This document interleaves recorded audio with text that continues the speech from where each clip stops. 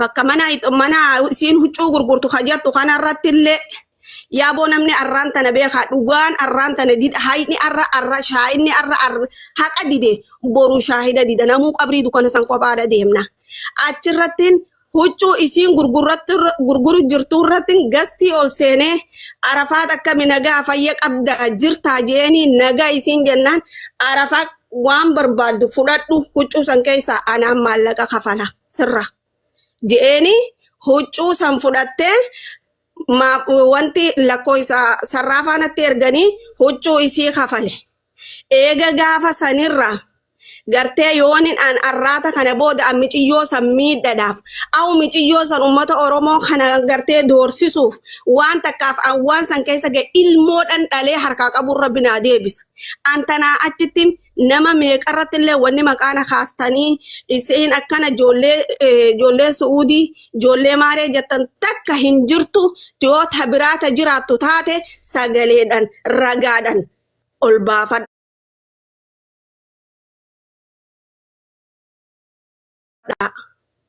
Waan tanaan ala anamma miciyyoo waan biraa takkitti obbolummu marabbiiti kan hin gargaaraa jiru. Waan ati haasofte amma dagadhee jira dhaggeeffadhu. Laali wanni siif taanaan jette tuni cinaan dhugaadha. Murtiguu wanni dabbaal. Okay, sababni murtiguu irratti silkiin dawwalamte sababuma isaan waa'ee live sente game kana keessaan bistela game haa taphachiisanii game na taphachiisaa jayini maabsati yokuta kafaru gajetti ifama maabsa ani waan kanunta keessan jira qubanin qaba eegatu bisan fille dangar hinjirtu ati sababnummaa murtiguu toofi kanneen dubbatame irratti sababa amma wanni isin keessaan biste dubbiin isin haasoo hundi dhugaadha. No, gema ani naanin jenne miciyyoon gema ani naanin jenne ani fi haadha namni si wajjaa soodhaan sagal tokko keessatti hin beekan gema ani waa'ee gema hin dubbanne gema gaskatatti deeggarta dubbanne malee ani gema anaa miti namni taphachiisu ani gema mooduu gema naaf atillee wajjin naasoyne ani waan kana wallahi nama kumaa torbarra jirra sifoti janaaf suguta kama suma dhageeffannaa sifantiya kuta kana ani kakadheetin kakuudhani ma'ana masjidu taraan dubbadha yeroo takana obseeti maafusuma dhageeffannaa mee maafusa waan isin haasofte kana difaa godhii tasirriitti keessaa nuyi tasirriin taanes keessaa wannoo godhii wal dhageeffadha dabbaal isin kan hundarraa quban qabdan kan lakkoo isaa murtiguu toodha naa kanne arafaati okay kan as muciyyoodhaaf kanne immoo anaatu kanneef isii tanaaf okay akkam godhuudha sababni murtiguu toodhaaf lakkoo isi kannamee murtiguu toon itti dubbifame sababa agabbaatee geemii taphattee okay haa gargaarsi godhamuufi jaamee dubbata irratti murtiguu toodhaan guyyaa muciyyoo mataa qullaa jechuudha gabbaatee mataa qullaa viidiyoo waraabanii gadhiisan akka maraattu miidiyaa irraa taphattu sanii yeroo sanii muciyyoo tanaa dalagaan hin argamtu dalagaan isiidhaa hin argamtu dalagaan ammoo nuti dalagadhu jeeni nam ijoollee wajjin wal qunnamsiises kunoo akka isin miidiyaa irraa godhachaa jirtu koomee isin agartan kana namni dalagatu akkasitti caffaree fooxaaf irraa fuudhee miira keessa galee akka maraattuu miidiyaa irra hin godhatu ani mana arabaatillee harkaa fi hin jiru bikkaan an geesse nagayaan dalagataa hin jirtu of eeggatee hojjechaa hin jirtu muciyyoo tana ani maaliin godhaa jennaaniini sabsanitti murtiguutoon lakkoisi kan namu murtiguutoon gargaarsaa godhuuf ja'anii lakkoisa murtiguutoo arafaat naa kanniti fuudheeti lakkoisa sagalee qabeef murtiguutoodha murtiguutoo jee waasaap illee hin qabeef iimoodhaan illee hin qabeef naan deebisne garuu inni sigalee maaliin jee muciyyoo tana akka nama tokkotti natti kannitanii ani hujii mana madaamii barbaade dhabeefi yoo kansileeshina qabaattee kontoraata taate guyyaa takkatti galchuun hin danda'a garuu firii qaamaadhaan nama afaan hin beekne yoo ni maawulatti asirratti wanta kan dunuu baase yeroo takkatti deebitan jiddumaan sisee irra dhiifama naa godhe eega murtii gargaarsaaf takkaa geedhaan amma waan takka walii agarruugaa gargaarsa taraa duraa goonee anis keessa jiru kan waliin cufnee isiin si bira qubatte san maleedha gargaarsallee yoo ta'e geemallee yoo ta'e wanni biraa yaalamaa fi ture isa sanatti gootanii achiniin achiniin jeen michiyyoo tana odoo kontoraata taate guyyaa takka galchuu hin danda'a garuu nama afaan hin beekne footoosii nama madaamiin ijoollee na gaafattu ijoollee ala keessaa na gaafattu footoosii giseen irratti arge afaan hin beektu jennaan narra dhiisti narraa fudhachuu diddee jirti. Kanaafuu muciyyoo tana furmaanni maalii? Waliin muciyyoo tana harkaa qabna. Ana qofaa miti. Furmaata muciyyoo tanaa naa wajjin furmaata waa muciyyoo tanaa goonu natti dubbadhaa jeeti sagalee qabeef. Ayyoo. Eenyufaaf qabde dhiifama? Eenyufaaf qabde? Murtii guutuu bichaaf hin qabi nama biraatiin hin qabneen. Aankuban qabu. Aankuban qabu itti hoo.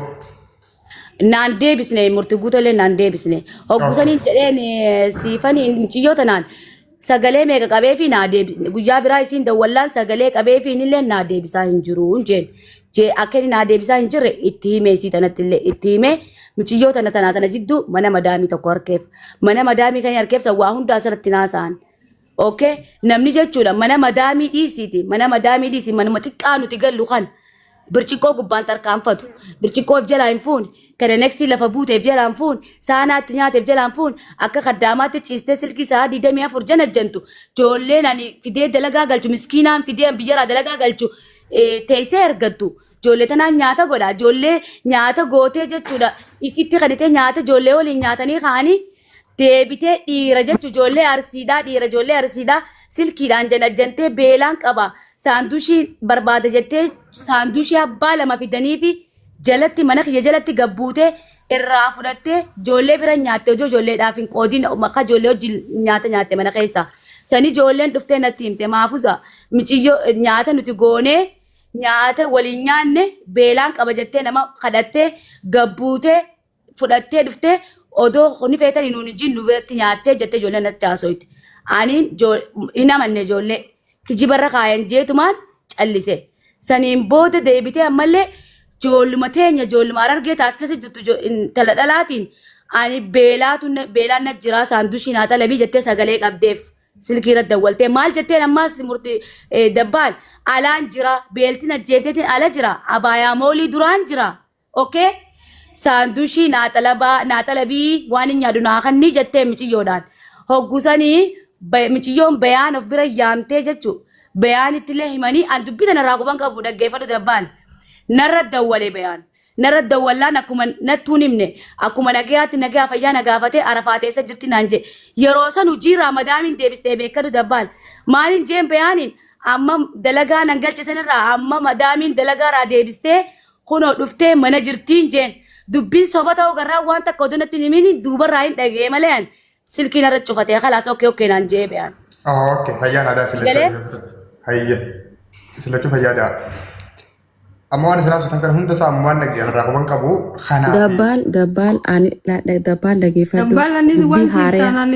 Qoy intala baadiyyaa bara bakka yaada kanatti hin geenye qoy suuta gallee yaada kannachuu miti. Yaada kannachuu miti. Yaada kannachuu miti. Kanaafuu laal intala baadiyyaa xiqqishoo nama bisi rabbi. Ammallee waan itti hafee jiraaf akkasii dabbaan dhaggeeffadhu. Sababa sanitti uummanni Suudi Arabiyaa kuni gizee miciyyoon kijiba ani akkana itti haasoyte intal afaan kee qabadhu biyya namaa kana keessatti namni ni cinqataas hirakkataas baraaf urguggee abbaa gajjee bula qaanyiidha caljiiti dalagaa kee dalagadhu obsii taa'ii jaanii micoota jajjabeessuu qaban malee kijiba sii fuulanii miidiyaa irra ba'anii guyyaa 3 agabuu bultee nama waa bituuf dhabdee jaanii maaliif maqaa kiyya na haasawan isaanan. Angkana naga. Okay, bareedaadha. Saada obsi osoo kan bifaan godhu dura waas gaafadha. Saada osoo muciyyoon tuni sabboonaan keenya faan tiktaak irra geessanii isii tanan haasisiin dura atuu hunaa bilbiltee rakkoo akka isiin qabduu fi geemallee yoo taate gargaarsi isiillee deebii akka godhamuuf naan dubbatte moo naan dubbatte? Siin dubbadde. Ayyaana xiqqoo akkanuma okay asuma dhaabbadhu tokko. Asuma dhaabbadhu. Eega gargaarree dubbii isiidhaa cufnee addaan ba'an turtii ji'a takkaa ta'ee turtii guyyaa 20 allaa waa lama hin beekuun. Nat dhufan. Gargaarsi isii kun godhamuufii qabaa maaliin ta'uufii qabaa geema minaan jedhan. Lakkii dubbiin dhiiraa taruma takka urjiin namaa taruma takka jirti muciyyoon urjii isiitti fayyadamtee jirti saatiin sii qotee jira waan dandeenyu goonee fi harargee waa gooteef hin jirtu sanuu du'aayii qabdi nasiiba qabdi rabbiin gurbaa tokko keessan garaa raafisee fi qaanii nu oolche. Waan kana lamada deebifnee miidiyaa irra baasuun hin barbaachisu gurra keessan qabaddaa jalaa calja'a yoo. Naan hin jennaa eegattu Saada. Saada waan isin gaafachuu fedhu. Qoy waan isin gaafachuu fedhu. Gaafa akkas naan jettee naafetis walitti haasofnu san dhimma geemaatiif dhimma gargaarsaatiif murtii barbaadaa turuun keessan achi dura achi booda moo saatuma san keessa. yeroo masan keessa yeroo nan Fayyaadha. bisan Hanganumas lafa gadi anayye. la halkanuma amma dana si kana waye Anjani bar ana Rashida nan beeku sin beeku dabbal. Jarri kun jechuun Abu Rashida illee nan beekna Abu Rashida illee dubbis. Yaani dalagaa irratti namni nama jajjabeessu qabu malee sadaqa irratti nama jajjabeessina. Hai. maafuza danya abu habibi dasun Amma asirratti wanta kan jechuu barbaada guys. Wanta kan jechuu barbaada saada ko. Okay. Dabbal. hasa maafuza kana kayyisi dura haso idde taminji yonni Duraan siiftaanaan kan siiftaanaan maamuzaatu wallee isa abula kutu kana siin yoo. Saada ko egis takka. Obse kutak. Dabbal. La. Nama publika ta'ee dubbachuu hin feene namoota isii wajjin nama maqaan nama sanii kaafamuu hin feene. Namummaatti beektu anis beeku wal maratti beeknu. Isaan gubbaan mana caalaa oolootti publika haasa'u jiraniin. Micoon tuni maal jettee namatti himataa jirti. Dabbaalii fi jaalibsaa dalagaa na dhoowwee. Mana arabaa giseen dhaqee narra dawwalanii laayifii kottu naan jaanii. Hanganama sa'aatii maleedhaan hirribaa kaa sababa saniitiin dalagarraa ari'amee. Jettee namatti himatteen. Warroota san keessaa warra isin itti himatte san keessaa miidiyaa irratti haasa'u jira. Mana caalaa warra sabboonaa ji'i nama kuma takka irratti haasa'u turaniin. Dr. Dammee Jaamti. Yoom yaasa? Amma Okay. haasa'u jirani. akkanti baadiyyaa meta wanta dana Oh, sada, please. Micootana namuu afaan haasa'u jira. Obse. Namuu miidiyaa namni hedduun tokko afaan haasa'u jira. Micootana kan fiddanii dubbiin abbaan tolti. Fiddanii dhugaa jirtu waan jiru osoo namni takka isiin sodaachifte osoo Harargee bakka hin buune Arsii bakka hin buune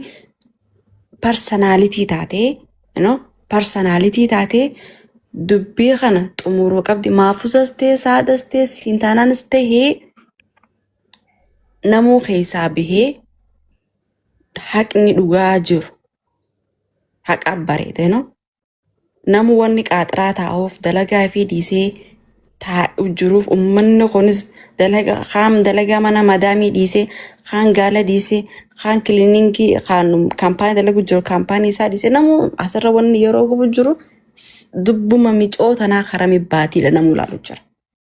Okay. Intala batii asirra wanta kan siima. So karaa dubbii micootanaa isii tana fidaadhaati. Okay. Wanta kan siima asirratti wayi kutak. Wanta kan siima. Waan ati maasootti kana haasoo illee hin barbaadu.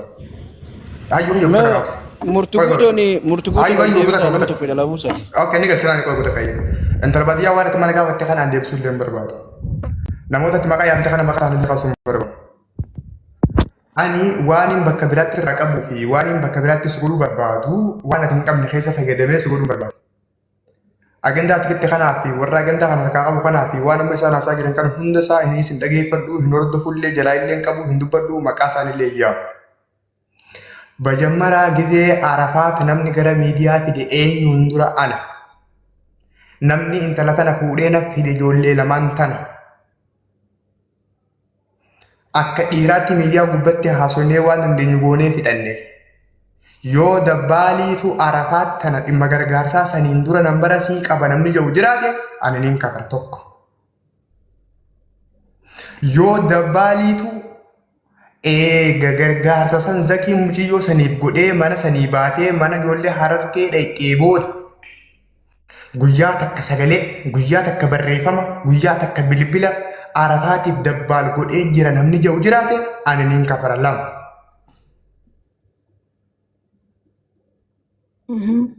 Arafaat eega dhimma gargaarsa isiidhaa dubbannee cufne guyyaa takkaaf afaan si dubbisee hin beeku. Jalqabarraa kaasee hanga torbaan lamaa duraa bilbiluma Arafaat waan jammuu hin qabu. Bilbila Arafaat ka'an argadde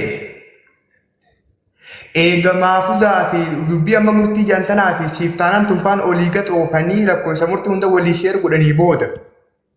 Dheengadda guyyaa 15 dura eega Arafaatiitu dalagaa deemee ijoollee mana dalagaa jirtu dalagaadhaa galte jedhanii booda bayaan Harargee naa bilbilee rakkoo Arafaat natti hime. Intaloon tu waan akkana godhu jirti dhagahinaan jennaani. Lakkoofsa fidi anaa dubbisaa jeeni bayaan hargee guyyaana kan ni beeka. Nambaree Arafaat miseenjara bayaan jala jira. Gannaqeen isin garsiisa. Ji'a kam keessa dubbii Arafaat dabbaan akka dubbatee fi ji'a kam keessa nambarri Arafaat dabbaan akka inni qaqqabe ammas asumarratti isin garsiisa. Kan akkasin naa qabadhu. Abbaan akkasii akkatti godhee dubbii ofee fidu jiraannaan dabbaan qophiidha. Waada seeneetiin jira. Ammoo waan na hubachuu qabdu. Ijoollee teenya taate immoo wanni wayita sana ani waan jiru niin beekaa niin hubadha. Isa dubbachuun barbaadu wanna godhuun barbaadu. Dabbal amma like. Koy kuta kanneen tu barada dhifama. Ani nama qaama isaa nyaatu miti, nama hiriyaa isaa nyaatu miti, nama deebii harka isaa nyaatu miti. Ilma namaa tokko wajjin firummaa dhiigaan qabu yoo firummaa yaadaa firummaa ilaaltaa taate malee. Naaf ati yoo yaadni xiyyaa fi xiyyaarraa walgaluu danda'a yoo yaadni xiyyaa fi xiyyaa walgaluu baate ani sitti nu fadhaa ati xoofatta garuu as duraan dhaabbadhu maqaan isin balleessu. Waliigaluu miti Yeroo takka no kan si suura baate waan takka jira waan isin tokko leen hin beekne. Waan isin warra sirrii jiru kun isin hin beekne waan namni kumaaf dhibba kan fulillee hin beekne jira. Dabbal dhaabbata intala baadiyyaan dubbisa dhaabbata.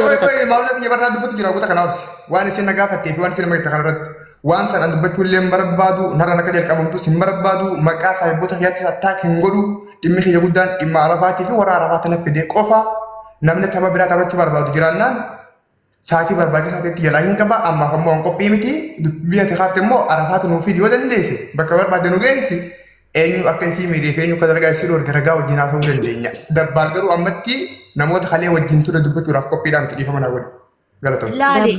Dabbal qo'ee mafuzaayyee na gaafata.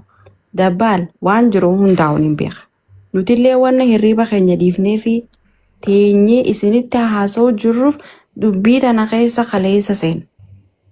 Kaleessan keessa seenan duraan keessa hin jiru rabbi na kaasee guyyaa mana eenyutti mana mucaa tokko yoo sal jiraate hin beeku gaafa isiin gartee kaateen micoon tun. Dalagan halkan muguttiin jira. Hirriba irra na qabdanii beekta. Walla laazim muguttiin jiran dubbii xiyyeeffiti aan deemu. Okay amma kana godha ayyee. Qoy ni fitadha dabbaan. Ni fitadhaa qoy. Ni fitadhaa qoy. Fitadhu. Ni fitadhaan. Gaafa isiin kaatee ummata arsii maal jettee lafaa kaatu maaliin jeen mana mucasanii yaadadhu gastii na ol naqanii micoon tun ta'arrafatiif hin tahiniin jeen sigalee ka'arrafatiif hin tahin halkan wallaahi wabillaahi sa'aati 4 AM ture yeroo san sa'a 4 AM ture guyyaanis Tuesday ture sinigala ol seeneetiin micoon tun fatiif kan taane ummata kanaafi sin taatu yoo dubbiin micoo tanaa asii hin deebin tuuna jaan tufaan mucaa sana zala yoo jiraate hin beeku maqaan ijoollee sanii dagadheen jira gina ammoo akka gastiin namaa ol seenee akka zeeniin beeka halkan sa'a 4 AM ittiin akka zeen deebi'ii wanni asirra teenyee wanni isu jirruu fi dhugaan jirtu gartee sababa kana murtii guutuu waan ta'e ni beektan like dubbiin kaatee wal xuxxuutee xaxama dila tokkotti hime obbo like dubbiin ijoollee irraa kaatee fi dhala irraa kaatee hin qabbanoitu. Okay, no te vas a guys. One by